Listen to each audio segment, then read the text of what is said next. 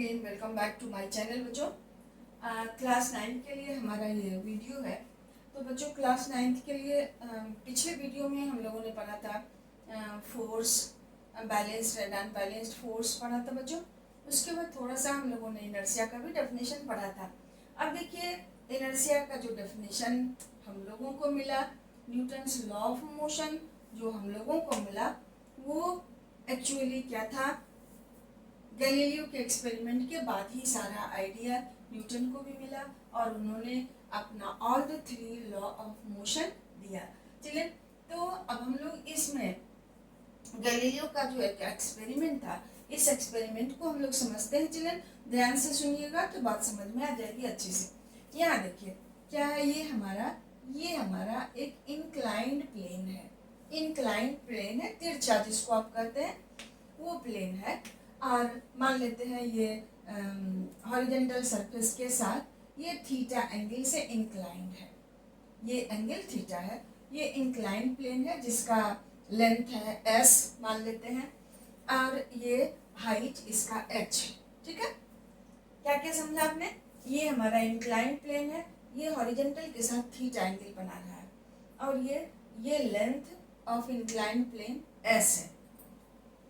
अब क्या करते हैं, ये हाइट h है। अब दूसरा एक इंक्लाइंड प्लेन लिए, ये S1 है बच्चों, ध्यान से देखिएगा, ये ब्लू लाइन S1 है जो दूसरा इंक्लाइंड प्लेन है। अब यहाँ से इस इंक्लाइंड प्लेन से के ऊपर से एक बॉल को हम छोड़ देते हैं लुढ़कने के लिए। यहाँ से बॉल को छोड़ दिए, ये बॉल लुढ़कते हुए यहाँ आया। अब क्या होता है, ये बॉल ऊपर, ये पहले वाले S1 पर ये ऊपर की ओर चलता चला गया, लेकिन चलता चला गया बहुत दूर तक नहीं। लेकिन हम क्या देखते हैं कि जितना हाइट से इस इंक्लाइंड प्लेन से वो गिरा था, उतना ही हाइट तक इस इंक्लाइंड प्लेन पर वो जाता है और फिर से लौट आता है। क्यों लौट आता है? क्योंकि यहाँ अनबैलेंस फोर्स उस पर एक्ट कर रहा है। कौन करा रहा है? अर्थ का ग्रेविटी करा रहा है। तो चलिए अर्थ के ग्रेविटी के कारण वो बॉल जो कि अर्थ का के ग्रेविटी कारण जो फोर्स लगा, वो फोर्स अनबैलेंस फोर्स इस पर एक्ट कर रहा है, और वो बॉल क्या होता है, जितना हाइट से इस पर से गिरा था उतना ही हाइट तक वो गिर के लौट जाता है, फिर दूसरे पर इस पर ही चला गया। अब एक चीज हम लोगों ने क्या देखा, जितना हाइट से गिरा था उतना ही हाइट तक गिर के वो लौट के चला आता है, फिर इस पर चला जाता है। ठीक है, अब यहाँ एक कॉन्सेप्ट हम क्या देख रहे हैं कि वो मोशन में था, इसलिए वो मोशन में ही रहा और चलता चला गया। ओके, दूसरे इंक्लाइंड प्लेन पर। अब बच्चों हम क्या देखते हैं कि इस इंक्लाइंड प्लेन, ये इंक्लाइंड प्लेन भी हॉरिजॉन्टल के साथ इसी एंगल के बराबर वो एंगल बना रहा है। यहाँ देखिए थीटा इज इक्वल टू θ1, यानी कि ये जो फर्स्ट इंक्लाइंड प्लेन है और ये जो S1 है, ये दोनों इक्वल एंगल बना रहा है हॉरिजॉन्टल सरफेस के साथ। तो हम क्या देखते हैं कि ये दोनों ही इक्वल वर्टिकल डिस्टेंस ट्रेवल किया, और ये वाला डिस्टेंस भी इक्वल ही ट्रेवल किया बॉल ने, दोनों ही इंक्लाइंड प्लेन पर, इस पर और इस पर, ये S is equal to S1 हुआ। ठीक, अब दूसरा क्या करते हैं, ये देखो ग्रीन लाइन, ये दूसरा इंक्लाइंड प्लेन है जो थोड़ा सा अब हॉरिजॉन्टल के साथ थोड़ा सा कम एंगल बना रहा है। इसको हमने θ2 से रिप्रेजेंट किया है। यहाँ देखो θ1 इज ग्रेटर देन θ2, θ1, ये θ1 बराबर θ2 थोड़ा सा कम है। तो अब इसका मतलब क्या हो गया, यहाँ θ2 इज स्मॉलर देन θ ऑल्सो, क्योंकि θ1 θ के बराबर है और θ2 θ1 से भी छोटा है, इसका मतलब ये θ से भी छोटा है। अब क्या करते हैं, फिर से बॉल को यहाँ से लुढ़कने के लिए छोड़ दिया, तो हम क्या देखते हैं, ये दूसरे इंक्लाइंड प्लेन पर चलता चला गया, ये वर्टिकल हाइट सेम ट्रेवल किया, ये वाला हाइट सेम ट्रेवल किया, लेकिन ये डिस्टेंस ज्यादा उसने ट्रेवल किया। यहाँ देखिए θ इज इक्वल टू θ1 और θ1 इज ग्रेटर, तो हम क्या देखते हैं, S2 is greater than S1, ये वाला डिस्टेंस इस डिस्टेंस से ज्यादा है, कब? जब वो थोड़ा सा और टिल्ट हो गया हॉरिजॉन्टल सरफेस के साथ। तो अब तीसरा में हम क्या देखते हैं, ये ब्लैक वाला जो लाइन है ये तीसरा इंक्लाइन प्लेन है। इस पर से जब बॉल को हम लुढ़कने के लिए छोड़ देते हैं तो फिर ये इस इंक्लाइन प्लेन पर चलता गया, बट हम क्या देखते हैं, ये जो S3 है ये S से बड़ा है, S1 और S2 से भी बड़ा है S3। तो अब तीसरा में थीटा इज इक्वल टू θ1 तो था ही, अब θ1 ग्रेटर देन θ2 ग्रेटर देन θ3, मतलब ये θ3 जो है इस तीनों ही एंगल से कम है। तो हम क्या देखते हैं, S3 मतलब ये डिस्टेंस बड़ा है S2 से, बड़ा है S1 से। तो अब ये तो 3 कैसेज हो गया। अब मान लेते हैं लास्ट में कि यहाँ जो इंक्लाइन प्लेन था अब इसको ऐसे कर दिए, ये इंक्लाइन प्लेन है और दूसरा को हॉरिजॉन्टल सरफेस पर सीधा कर दिए। तो अगर वो सरफेस फ्रिक्शनलेस हो, उस पर फ्रिक्शन नहीं होता तो क्या होता, बॉल दूर तक चलता चला जाता। जैसा कि गैलीलियो ने देखा कि जब हॉरिजॉन्टल सरफेस इंक्लाइन प्लेन नहीं रहने दिए, जब उसको उन्होंने हॉरिजॉन्टल कर दिया तो क्या देखा कि बॉल बहुत दूर तक चलता चला गया। इसका मतलब क्या हुआ यहाँ बच्चों, कि वहाँ जब अनबैलेंस्ड यहाँ ग्रेविटी का फोर्स उसको नहीं अट्रैक्ट कर रहा है तब वो, और फ्रिक्शनल फोर्स भी हम लोगों ने बहुत कम नेग्लिजिबल कर दिया है, तब हम लोगों ने क्या देखा कि बॉल बहुत दूर तक चलता चला गया। इसका मतलब क्या है, अगर कोई ऑब्जेक्ट मोशन में है तो वो यूनिफॉर्म मोशन में रहेगा तब तक जब तक कि उस पर कोई अनबैलेंस्ड फोर्स एक्ट नहीं करे।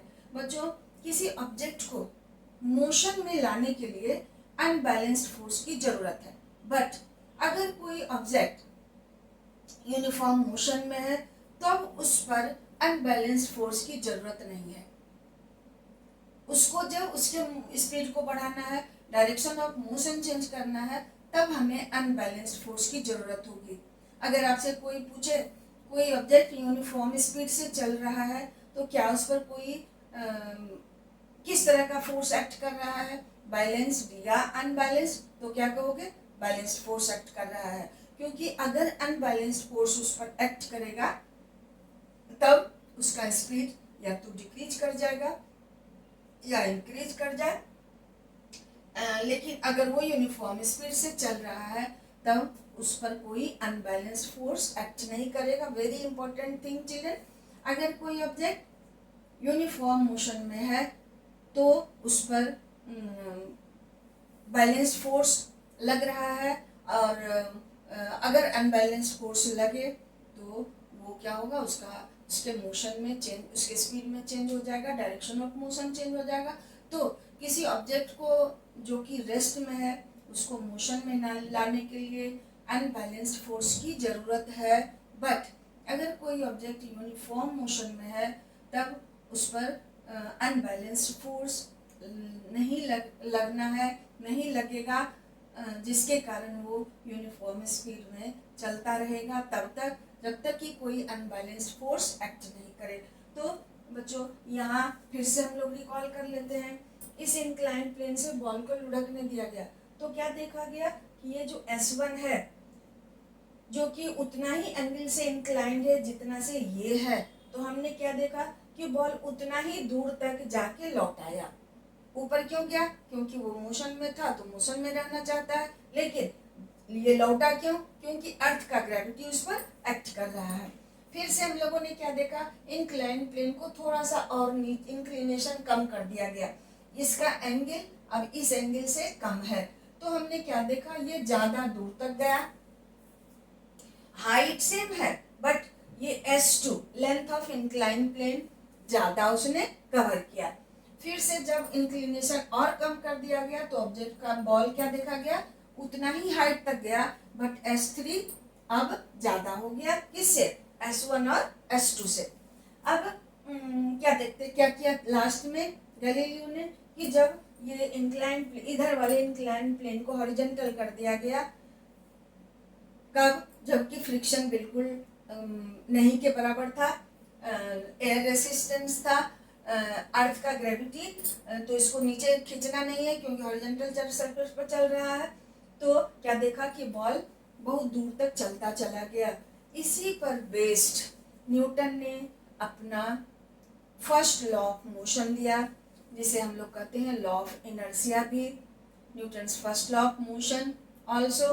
चिल्ड्रन, अब देखते हैं हम लोग ये Newton's first law of motion which is based on this activity, on this principle, और गैलीलियो ने भी इसे लॉ ऑफ इनर्शिया कहा था। चिल्ड्रन, तो अब हम लोग देखते हैं Newton's first law of motion.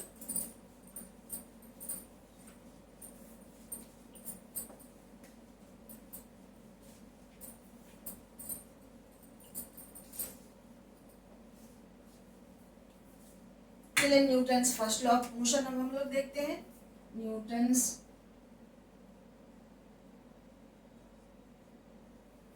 First law of motion,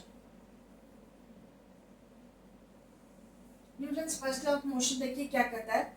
if an object is at rest और in uniform motion, it will want to continue in state of rest or uniform motion until or unless an unbalanced force does not act on that। क्या क्या? अगर कोई object rest में है तो rest में ही रहना चाहेगा, अगर कोई ऑब्जेक्ट मोशन में है तो मोशन में ही रहेगा, यूनिफॉर्म मोशन में ही रहना चाहेगा, तब तक जब तक कि उस पर कोई अनबैलेंस्ड फोर्स एक्ट नहीं करे। अनबैलेंस्ड फोर्स के बारे में हम लोगों ने एनफ पढ़ लिया है चिल्ड्रन। तो अब ये Newton's first law of motion, and object at rest और in uniform motion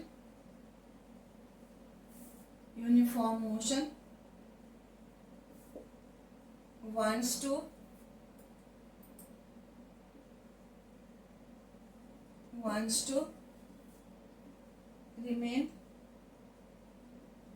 at rest or in uniform motion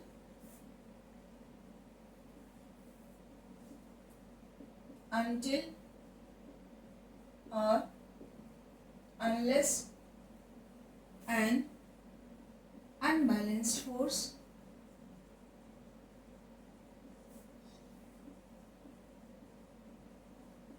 does not act on it।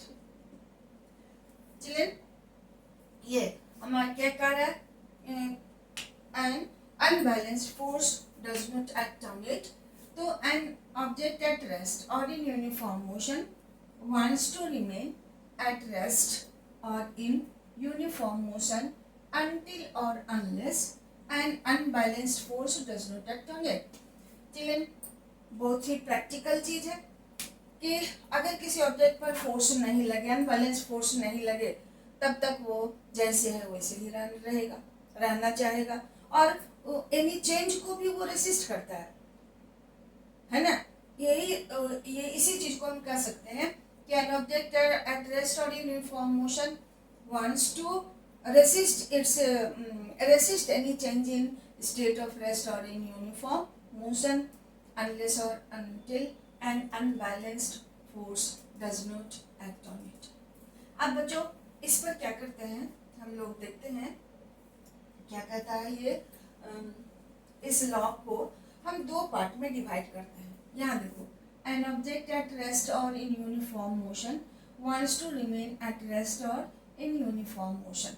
ठीक है, एक पार्ट इस लॉ का ये हो गया यहाँ से यहाँ तक, और दूसरा पार्ट हो गया until or unless an unbalanced force does not act on it। तो इस लॉ को हम दो पार्ट में डिवाइड करते हैं। फर्स्ट पार्ट क्या देता है, फर्स्ट पार्ट को हम मार्क कर लेते हैं इस तरह से बच्चों। यहाँ देखिए यह हो गया फर्स्ट पार्ट, और यहाँ से यहाँ तक हमारा हो गया सेकेंड पार्ट। तो फर्स्ट पार्ट से we get the definition of inertia. ये क्या करता है, एन ऑब्जेक्ट एट रेस्ट और in uniform motion wants to remain at rest और इन यूनिफॉर्म मोशन। यही तो हम लोगों ने इनर्शिया के डेफिनेशन में पढ़ा था कि इनर्शिया क्या है कि किसी ऑब्जेक्ट का एक प्रॉपर्टी है जिसके कारण वो रेसिस्ट करता है, अपोज करता है to change the state of rest और इन यूनिफॉर्म मोशन। ये इनर्शिया का डेफिनेशन हो गया चिल्ड्रन। और दूसरे पार्ट से हमको फोर्स का डेफिनेशन मिलता है। तो फोर्स क्या हो गया? अनटिल और unless N unbalanced force does not act on it. तो फोर्स क्या हो गया? एक कॉज हो गया, एक्सटर्नल कॉज हो गया विच चेंजेज और tends to change the state of rest और मोशन। तो बच्चों इस तरह से Newton's first law of motion से हमें इनर्शिया का डेफिनेशन एंड फोर्स का डेफिनेशन मिलता है from Newton's first law of motion we get the definition of inertia and force.